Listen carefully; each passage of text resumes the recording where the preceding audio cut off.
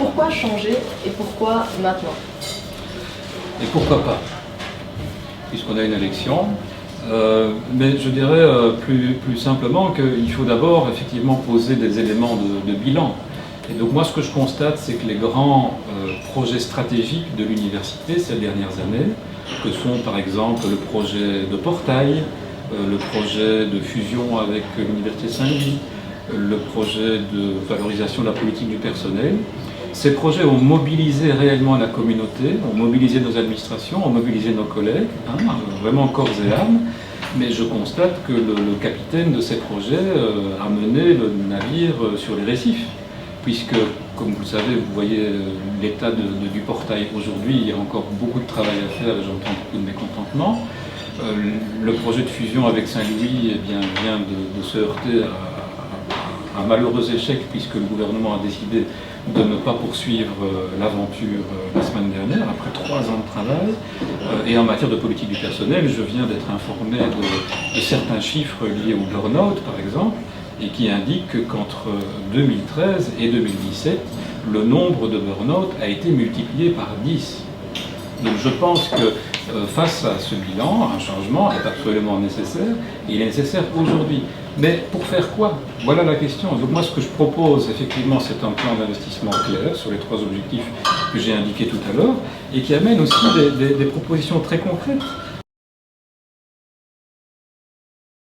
Une politique du personnel qui met la priorité sur le bien-être au travail, mais avec comme fondement la question de la reconnaissance au travail. Je propose par exemple que le processus de promotion du personnel administratif et technique puisse être revu en concertation avec les différentes délégations, mais surtout qu'il amène à des promotions plus rapides, dès la première année de mon mandat. Ça fait partie de mon plan d'investissement. Je propose également que nous puissions investir dans un nouveau fonds de recherche de 2 millions d'euros pour permettre à des équipes de se consolider au niveau de la recherche supplémentaire, donc au fonds déjà existant.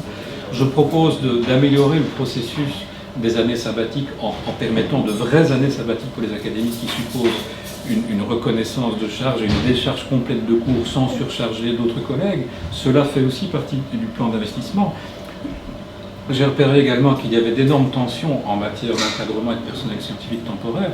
Mon plan d'investissement prévoit une augmentation du cadre et donc une amélioration du taux d'encadrement, une augmentation du cadre du personnel scientifique temporaire, en les accompagnant également dans leur carrière et en particulier dans les étapes plus délicates de leur transition professionnelle.